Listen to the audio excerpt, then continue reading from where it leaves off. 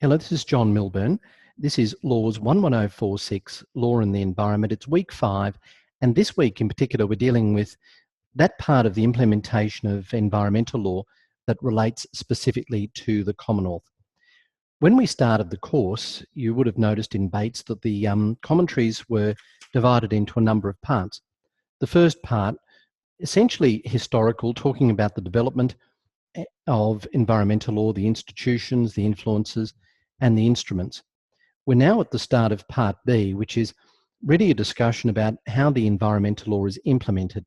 And we start, not surprisingly, with the Commonwealth regime. Progressively, we'll work our way through other parts of the course. So tonight, we're dealing with Chapter 5 of Bates, which deals with the issue of federal governance and environment protection. I have given a specific Zoom session by way of summary and overview of Chapter 5, so I don't want to repeat what I've already said, but I will provide some commentary which might perhaps better focus my thoughts, and you might regard some of what I'm saying tonight in a way as an exam tip. So Commonwealth has the power to make laws in relation to the environment, but not directly, only indirectly, incidentally. So, of course, we understand the concept that the Commonwealth is able to make laws, but only as a result of the power conferred upon it by the Constitution. In a way, it always strikes me as a little odd that that is the case. You would think that when the Federation was established, the Commonwealth would have been given all power to make legislation in relation to anything to do with the Commonwealth, and the states would have been conferred specific powers. But essentially, it's the other way around. States have power to deal with all of the issues that the Commonwealth typically do have power in relation to it, with a couple of exceptions only. And the specific power conferred upon the Commonwealth is contained primarily in Section 51, but also a couple of other sections as well, where it does have exclusive power.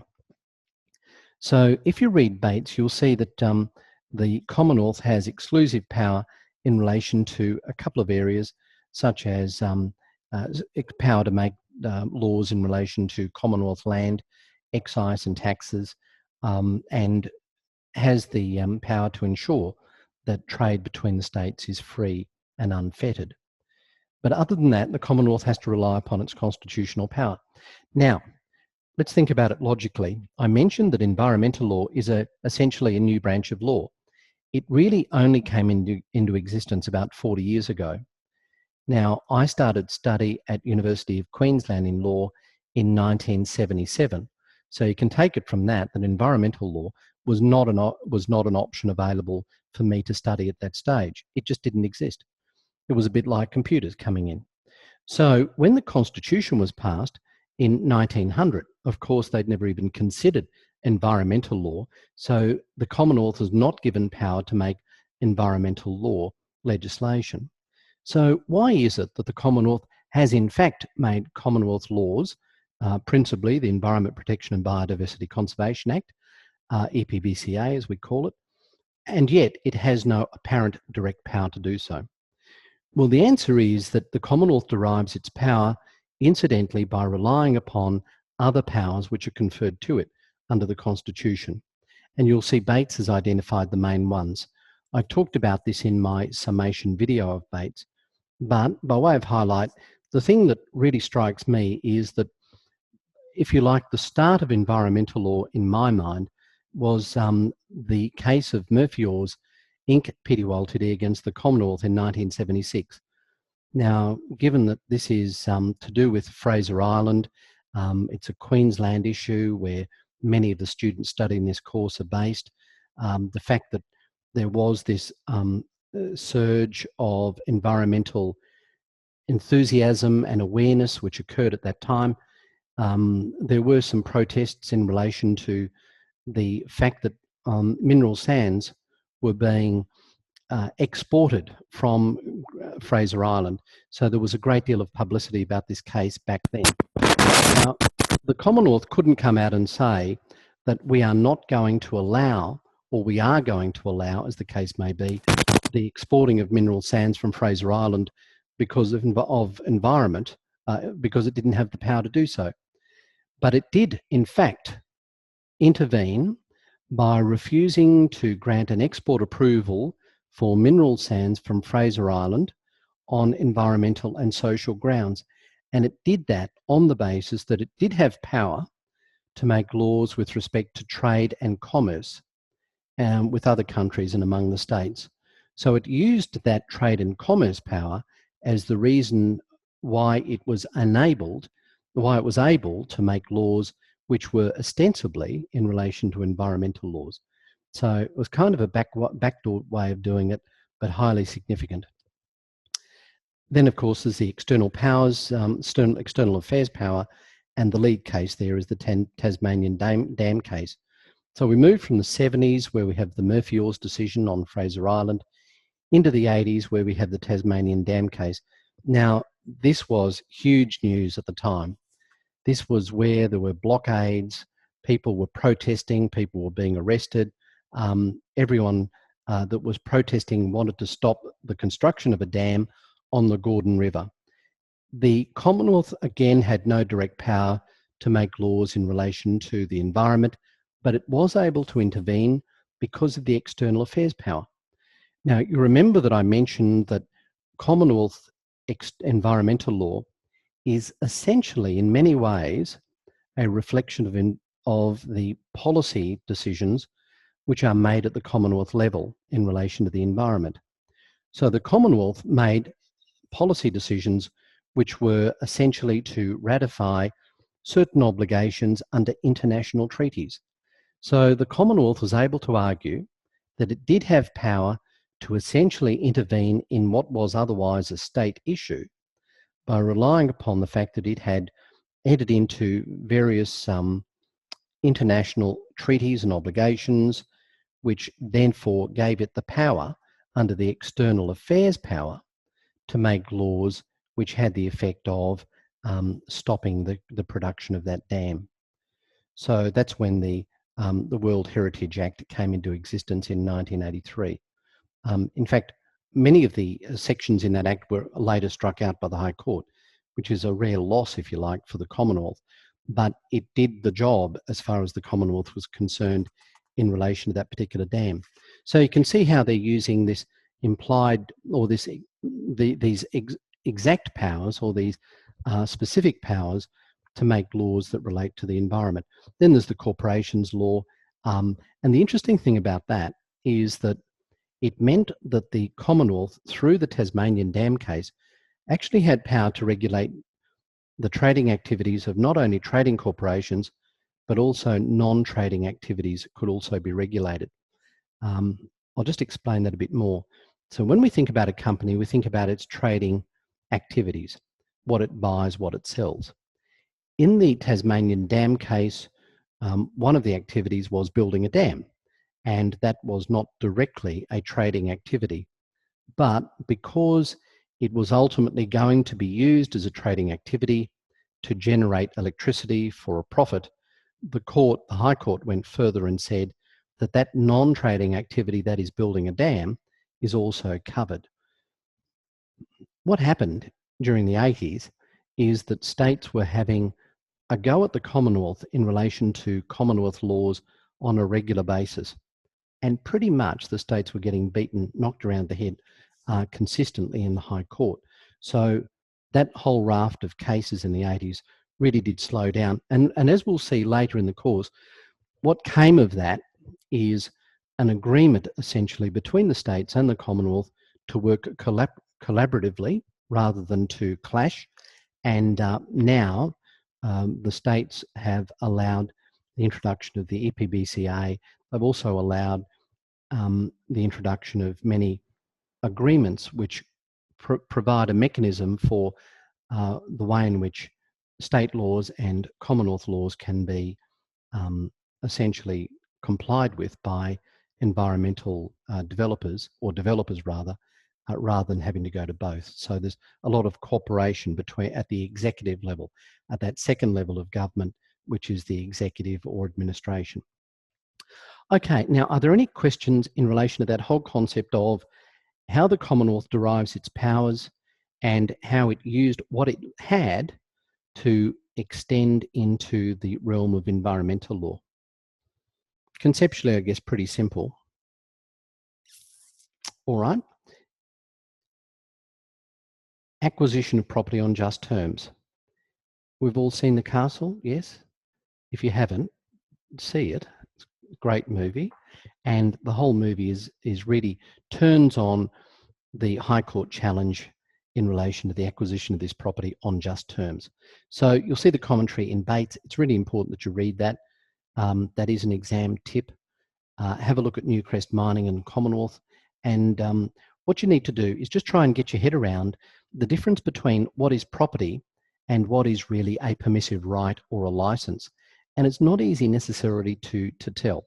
There are maybe some obvious distinctions. So if the Commonwealth comes along and says, in relation to my dwelling house, we are going to resume that, then the general law is that compensation must be paid on just terms.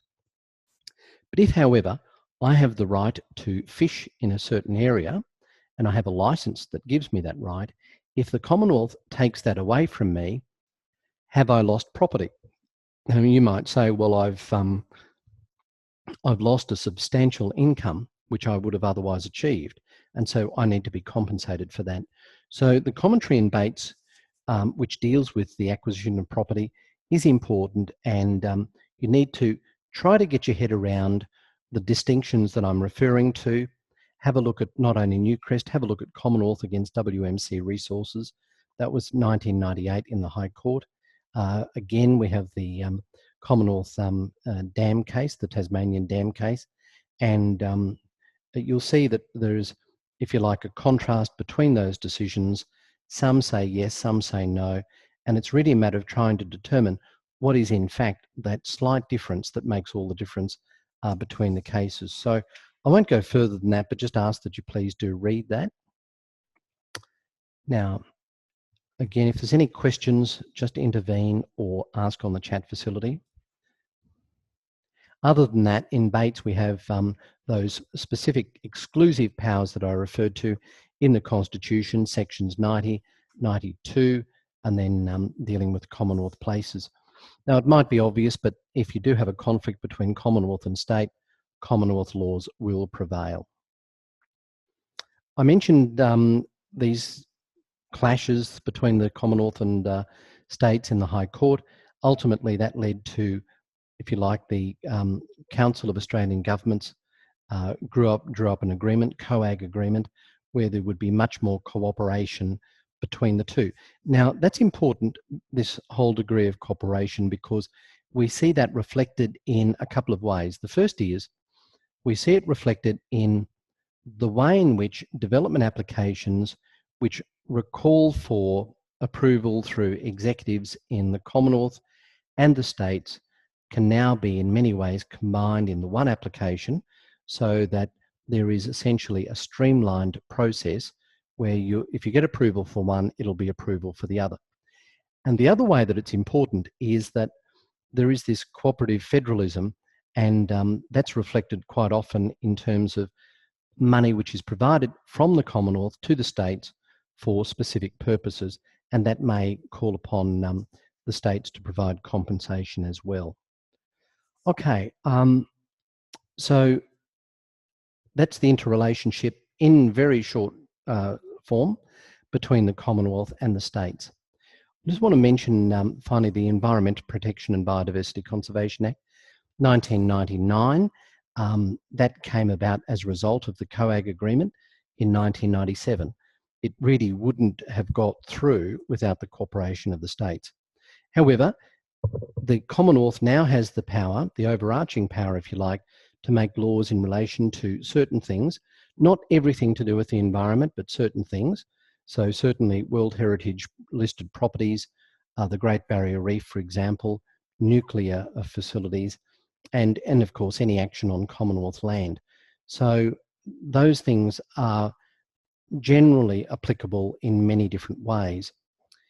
You'll see that in the EPBCA, as is the case in the Sustainable Planning Act, the SPA or SPA, there are definitions which relate to what is a process that might trigger certain things. So have a look at section 523 of the EPBCA, which says that certain things trigger the requirement to